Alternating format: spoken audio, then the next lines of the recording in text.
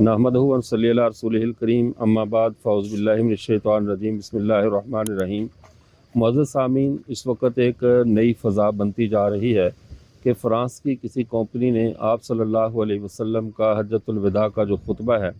وہ سیو کر لیا ہے۔ اب آوازوں کی جو تمیز کر رہے ہیں، ان کی چھانٹی کر رہے ہیں، آپ صلی اللہ علیہ وسلم کی آواز کو جدا کر کے وہ اصل آواز کو سنا رہے ہیں۔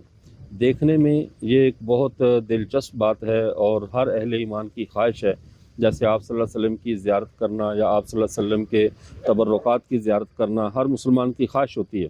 تو بظاہر یہ ایک اچھی بات ہے کہ لوگ آپ صلی اللہ علیہ وسلم کی آواز سن لیں، تو اس سے بڑی کوئی سعادت نہیں ہو سکتی۔ لیکن اگر اس کو حقیقت کی نظر سے دیکھا جائے تو یہ اتنا بڑا دجل ہے، اتنا بڑا دھوکہ دیا جا رہا ہے کہ سب سے پہلے شروع میں تو یہ وہی آوازیں سامنے لائیں گے جو آوازیں حقیقتاً کتب حدیث میں موجود ہیں، جو الفاظ موجود ہیں، انہی الفاظ کے ساتھ کوئی عربی کا خطبہ سامنے لائیں گے، اور بظاہر دیکھنے میں یہ لگے گا کہ واقعی یہ آپ صلی اللہ علیہ وسلم کی آواز ہے اور 100% درست ہے، ہمارا جو حدیث کا ذخیرہ ہے وہ ہمیں درست بتلا رہا ہے۔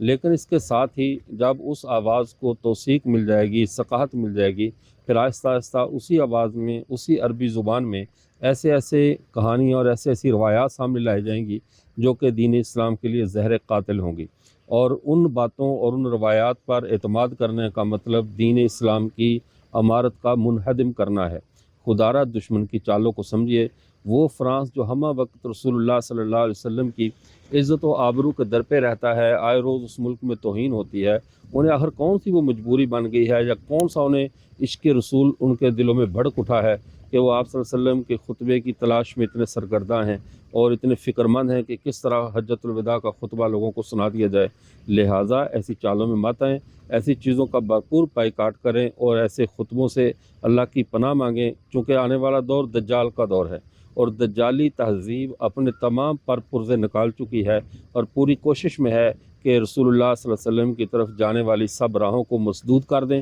اور آپ صلی اللہ علیہ وسلم کے دین کا حلیہ اور نقشہ بگاڑ دیں۔ آپ ذرا بیدار رہیے۔ اسلام کے جو بنیادی ماخذ ہیں، کتاب و سنت ہے، سلف صالحین ہیں، ان سے جڑے رہیے۔ ایسا نہ ہو کہ دشمن ہمارے ایمان پر ہاتھ صاف کر جائے۔ وآخر دعوانا الحمدللہ رب العالمین۔